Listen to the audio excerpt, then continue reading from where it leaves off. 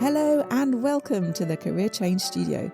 This is the place to design and create a new working life so that you can live the way that you want and need in your next chapter. I'm Dana Stevens, certified career change coach, and I'm here to help you work out your next career move.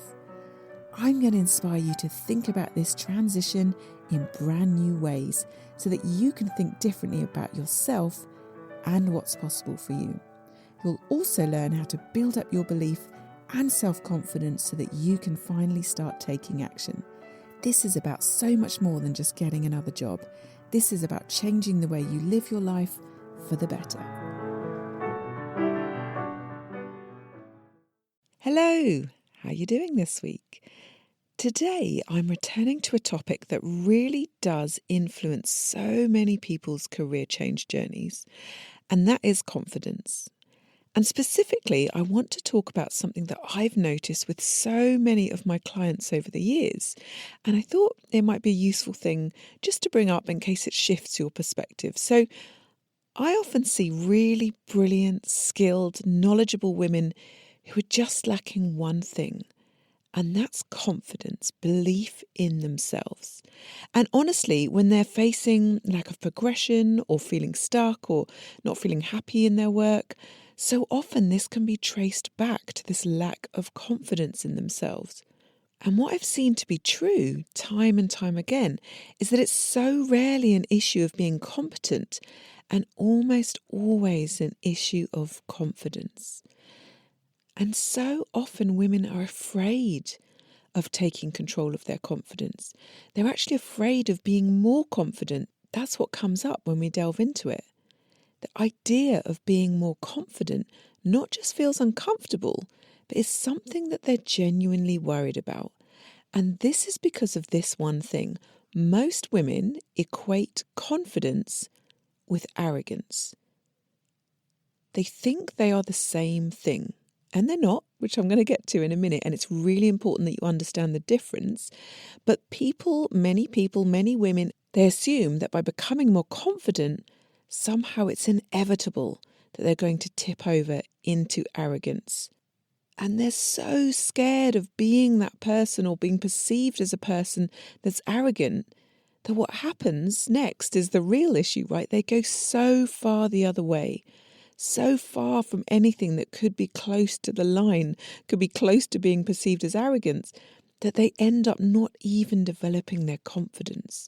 And they end up really unconfident, right? They abandon any actions. They never develop the skill sets to build up their own confidence, their own self-belief, even in small ways.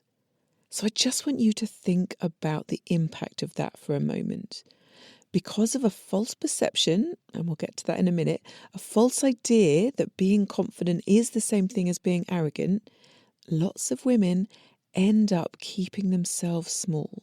They don't give themselves credit. They don't acknowledge their progress. They don't acknowledge their skills or successes, just in case they might veer too close to that arrogance. And this is such a tragedy to me, honestly. It leads to so much wasted potential and opportunity. And the tragedy here is because, as I said, confidence and arrogance are just not the same thing at all. And I truly believe that the more you can understand that, the more you can see the difference between the two things, the more empowered you will be to embrace your confidence.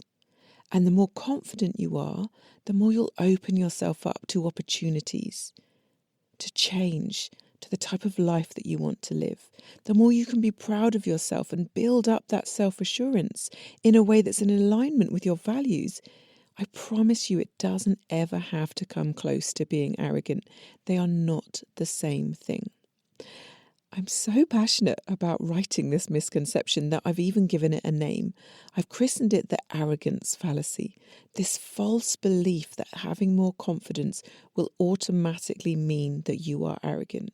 It's just not true. So I really hope I can convince you of that in this podcast. So the first thing to say, even though lots of women believe this, is we don't want to judge ourselves for it. There are plenty of cultural and societal reasons why we might fear becoming too much, becoming something that might tip over into arrogance, right? For so many of us, you might have been told when you're younger, don't get too big for your boots. Nice girls don't show off. Who do you think you are? Don't put yourself in the spotlight. Don't be too much. You might probably have been conditioned to think that women are there to be liked, maybe to mediate, to facilitate, to nurture others, to create conditions for others to shine. And all of this, however consciously or unconsciously it was happening, all of this means that you might not think it's safe or seemly or feminine to be noticed, to lead, or to take up space. Like I said, some of this might be conscious and you might understand that this has happened or that these types of things are being said to you. Some of it might have been very overt, but also some of this might have been internalized without you ever even fully realizing it. And it can be helpful for us to notice that some of this was fear, shame, or even perceived self-preservation passed on either by other women or indeed by men who themselves were often schooled to think this way, right? Not through any fault of their own, but typically these stem from these patriarchal systems designed to keep women in a certain place. So a lot of this is systemic. We don't have to judge it, we just need to be aware of it. So I say all this just to point out that for many of us, being seen to be more than is something that we've been led to believe is inherently risky. So we are on alert for that, typically from a very young age. So we don't have to feel bad about that. We just want to understand it, okay? And then for many of us, we're exposed to people that we then consider to be arrogant, maybe in the workplace, right? People who go around thinking that they are better than other people, who treat others badly, who climb over others on their way up the ladder, who don't seem to care about anyone else but themselves. They can often be people that are very vocal about their talents. They might even be very good at political game playing. They seem to thrive at internal politics. Maybe the gameplay, the politics that you actually despise. Maybe they use that gift of the gab to talk their way into roles or promotions where they're not qualified or they don't deserve it, often leaving a trail of damage in their wake. And you might even have been trodden on or bullied by such a person in the past. And so what typically happens when we see that type of behaviour and we disagree with it or we're hurt by it is that we decide, typically very emphatically, there is no way I ever want to be like that. I don't ever want to be like that arrogant person. That is against everything I stand for. So then you might do everything you can not to be like that person. You don't go around talking about how good you are. You don't put yourself forward for things where you might not know everything 100% or how to do something 100%. You don't take up lots of space talking in meetings. You think, I know, I'm just going to put my head down. I'm going to work hard. I'm going to do what I'm supposed to do. And someone will just notice. They will see how much I care by how diligent I am. They will see how much I deserve a promotion by how hard I'm working. They'll just be able to notice my strengths. But sadly, and this is sadly, but this isn't typically how things play out in a corporate environment. Not because people don't care or people don't think you're working hard or you're not good at your job, but honestly, other people, managers, they're usually just so busy or caught up in their own struggle or in their own head so much, worrying about what everyone else thinks about them, or they don't have the time or the energy or the capacity to even notice. And I'm not saying that's right, but I'm just saying it sometimes just is. And meanwhile, when you're so busy trying to keep yourself small, as far away as possible on the other end of the scale from arrogant, you're barely building any self-belief. You're not engaging any practices that might build up your confidence in yourself. You're so worried about becoming this overblown, overconfident person that you're not even doing the basics of your own self-confidence. So here is the thing I want to say, and I would love you to hear me on this. Arrogance is not the same as confidence. I'm going to say that again. Arrogance is not the same as confidence. Arrogance is not even the same as being really, really, really confident. They are different things. So this is how they're different, right? Arrogance typically presents as someone having a really high opinion of themselves. But here is the key difference.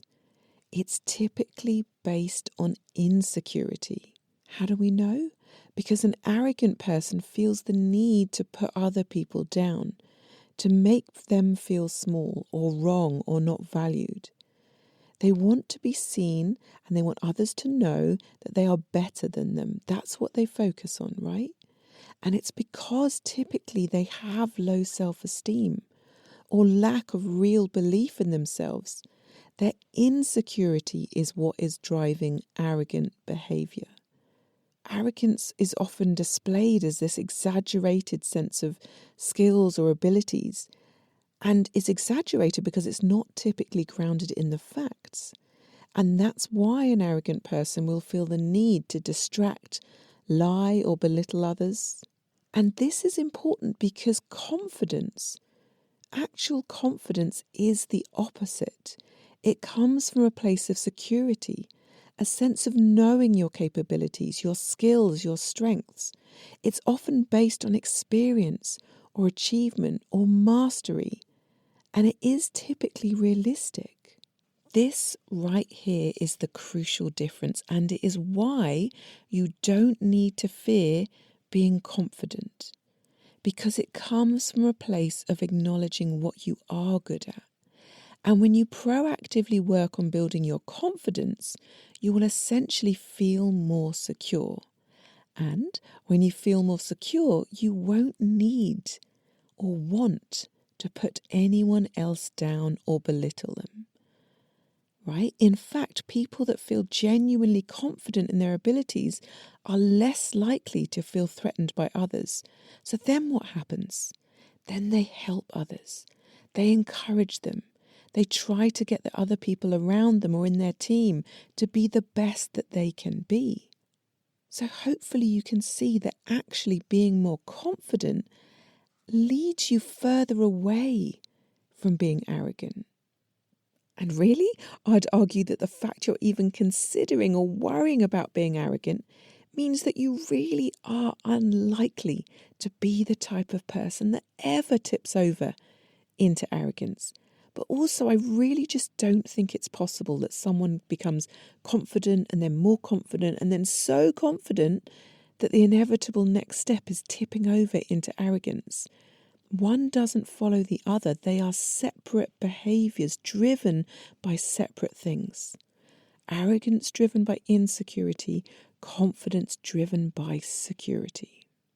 So I just want to repeat this point because I want you to really take it in. When you work on building up your own confidence, acknowledging what you're good at, finding evidence for your achievements and strengths, when you practice things and get better and note your progress and celebrate your success, you will be increasing, building up your own confidence. And the more confident you feel, the more secure you will be in yourself. And the more secure you will be in yourself, the less likely you will ever want or need to put others down. You are not going to act in an arrogant way towards others. The thing you are most afraid of becoming, arrogant, is actually more unlikely the more you develop your confidence. And this is so important because, as I've said, what I see is so many women afraid to build up their confidence, afraid that that means they're going to tip over into arrogance. And that means they're afraid to acknowledge what they're good at. They're afraid to advocate for themselves in case it makes them somehow be more arrogant, afraid to celebrate their achievements in case it makes them arrogant. And it just isn't possible. All it does is keeps you away from being confident. It keeps your self-trust, your self-assurance, your self-confidence low. And that not just affects you, but affects everyone around you. I want you to really think about this, because if you truly did become a confident person, and it came from a base of evidence that you gathered about yourself, and you felt that you trusted yourself, and that you felt secure in yourself, that would mean that you are more likely to help others. Confident people, people who are unthreatened, lift others up. They help them shine. Your confidence will help not just you, but other people as well. Some of the biggest helping hands I've received across my career, and various careers, right, both in radio and when I used to work in an advertising agency, they were from very confident women. Not arrogant women, confident women, women who were secure in themselves, so secure in themselves that they wanted to lift me up, to help me out, to put me in front of people, to give me skills, give me opportunities. It was their confidence that helped so many other people around them. Their confidence was a benefit. Their confidence attracted people to them. Their confidence was something wonderful, magnificent, that helped not just them, but so many others around them. So what could you achieve if you believed in yourself more? How many people could you help if you trusted in what you have to offer? And all those warnings that we might have been brought up with about staying in our place or not having too many big ideas about ourselves, what if that is just outdated conditioning that we just don't need? What if these are old patriarchal shackles that we don't need anymore? What if increasing our own confidence could also mean that we could feel safe putting ourselves out there? What if we could make it safe for other people, other women, to grow in their confidence as well? What if there is so much more to gain from believing in ourselves, from building up our confidence, than by playing small? Acknowledging what you've done and what you're capable of can be a really valuable step for so many people in their own career change journey. What would be different for you if you stopped worrying about being arrogant or too much, and instead focused on what value you already have to offer, focused on your potential, focused on how you could grow and develop and change? And if you want help learning how to take control of your confidence and building it up so that you can make changes, career coaching with me can help you do that. So just get in touch. That's it for this week. Hopefully that's helped you think a little differently, and that from today you're going to commit to building up your own confidence for your sake and for others around you too. Bye for now.